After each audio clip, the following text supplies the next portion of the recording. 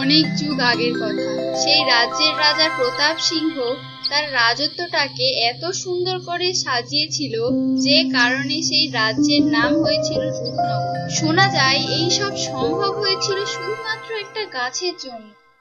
জয় মহারাজের জয়, জয় মহারাজের জয়, জয় মহারাজের জয়, জয় মহারাজের জয়। আপনি মহান রাজা বাবু, আপনি মহান। আপনার মতন রাজা হয় না। আপনি আমাদের মা বাপ, আপনি আমাদের মা বাপ। আরে না না, তোমরা প্রজারা তো আমার সন্তানের মতো। তোমাদের জন্যই আমার এই রাজত্ব। তোমরা তো না থাকলে সবই বৃথা। সনমন্ত্রী মশাই, ওকে আরো কিছু মুদ্রা দিয়ে দাও। কিন্তু রাজা মশাই, ওকে তো মুদ্রা দিয়েছি একবার। যা বলছি তাই করো মন্ত্রী মশাই, বেশি কথা বলো না তো। যথা আজ্ঞা রাজা মশাই। এই নাও, এবারে এটা নিয়ে বিদায় হও দেখি। যত সব ছোট লোকের দল। রাজা প্রতাপ সিং এর জয়, জয় রাজা প্রতাপ সিং এর জয়। এখন থেকে 20 বছর আগে এই রাজা ছিল একজন অত্যন্ত দুষ্টু ও বদমেজাজি রাজা। তার কারণ তার কোনো সন্তান ছিল না, তাই তিনি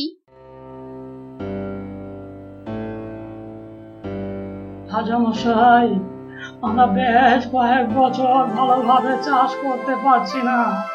জল নিকাশি নালাটা পলি পড়ে বন্ধ হয়ে গেছে, জল আসছে না, আর তার উপরে এত কর। আপনি কিছু একটা করেন রাজামশাই, আপনি কিছু একটা করেন। তা আমি কি করতে পারি? তোমরা নিজেরাই লোক দিয়ে পরিষ্কারের ব্যবস্থা করতে পারো না? আমার কাছে আসার কি প্রয়োজন ছিল? যাও এখান।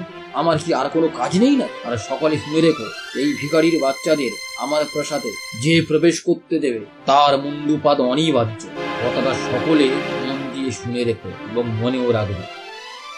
এদিকে রানীমাও খুবই শোকাহত। তিনি মা না হতে পারায় রাজার কাছে মুখ দেখাতে পারেন না। সকল সময় একা একটা কক্ষে নিজেকে বন্দি করে রাখতেন। তারপর একদিন এক সাধু বুড়ি আসেন তার রাজসভায়। আমাকে কিছু চাল টাকা করে দিবি বাবা, আমি অনেক দিন কিছু খেতে পাইনি। কে এই বুড়িকে ভিতরে আসতে দিয়েছে? আমি কি বলেছিলাম মনে নেই কি?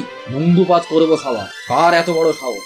রাজা মশাই, আমি ওকে আসতে দিয়েছি। কি? তোমার এত বড় স্পর্ধা! আমার বারণ করা সত্ত্বেও তুমি কিনা এই ভিখারিকে আমার এই প্রাসাদের মধ্যে প্রবেশ করিয়েছ। আমি ওনাকে অনেকবার বারণ করেছিলাম, কিন্তু উনি বললেন আপনার একটি প্রয়োজনীয় জিনিস ওনার কাছে আছে, তাই আমি ওনাকে আসতে দিয়েছি। আমার জিনিস? তাই নাকি? কি বড় স্পর্ধা! ভিখারির কাছে আমার জিনিস? তবে দেখা কি এমন জিনিস যেটা আমার তোর কাছে আছে।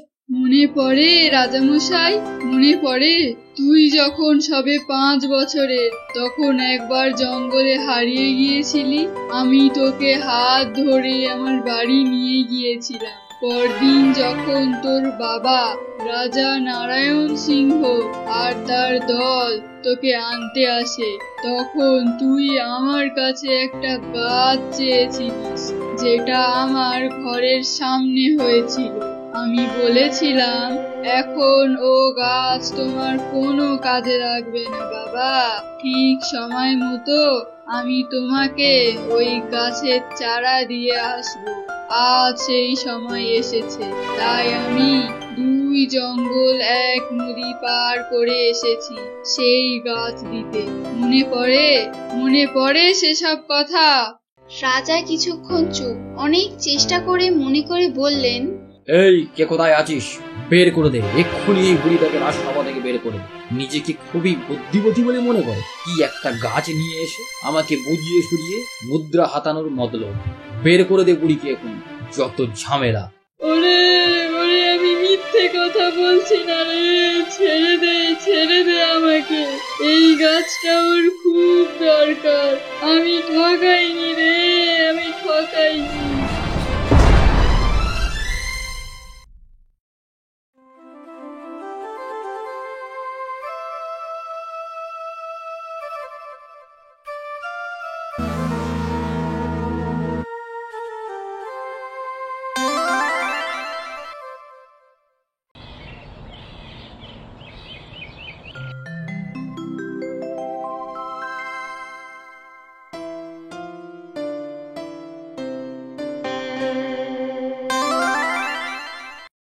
আরে, এই গাছটা তো এখানে ছিল না।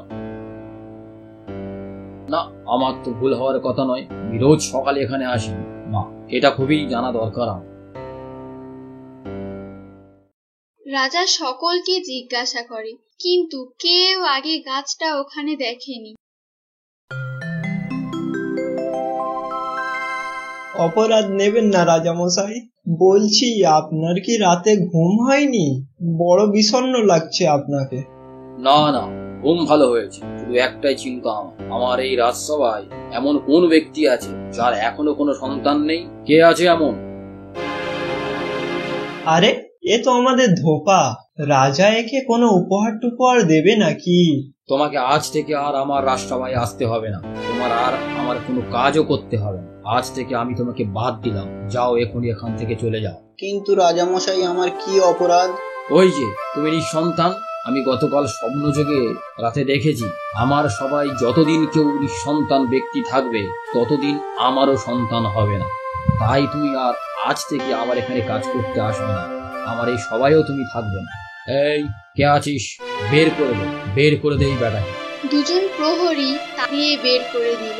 সে কষ্টের জ্বালায় কাঁদতে থাকে ওই গাছের তলায় দাঁড়িয়ে। হায় ভগবান, এ তুমি কি করলে? আমি এখন কি করব? আমার কাজটা আমার কাছ থেকে কেড়ে নিলে। বুড়ো বয়সে আমাকে কে দেখবে? আমার তো একটা সন্তানও দিলে না ভগবান। আমি এখন কি করব? আমি এখন কি করব? আরে, কি পড়লো? ফল? কি ফল এটা? কি সুগন্ধ! যাই, বাড়ি যাই। আমার বউ আর আমি দুজনে মিলে খাবো। আগে এমন ফল কখনো খাওয়া তো দূরের কথা, চোখেও দেখিনি।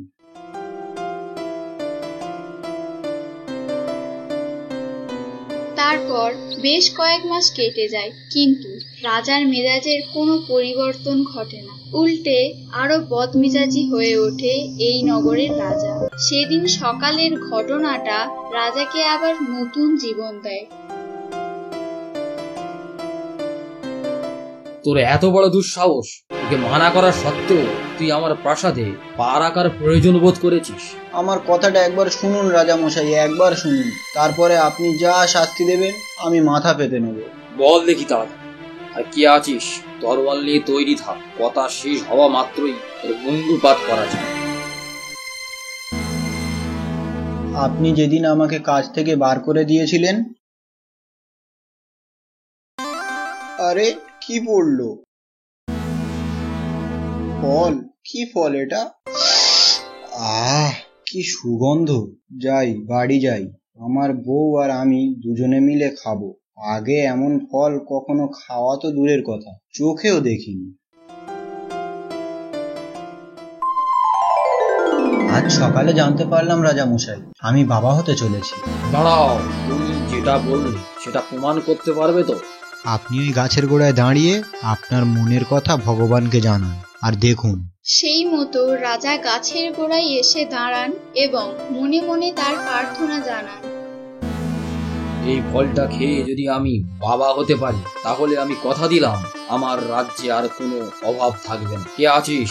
সেই বুড়িকে খুঁজে আন যেখান থেকে পারিস। আরো কয়েক মাস পরে রাজা খবর পান তিনি বাবা হতে চলেছেন। সেই খুশিতে রাজা পুরো দেশটাকে সাজিয়ে দিয়েছেন, কিন্তু সেই বুড়িকে তারা আজও খুঁজে পায়নি।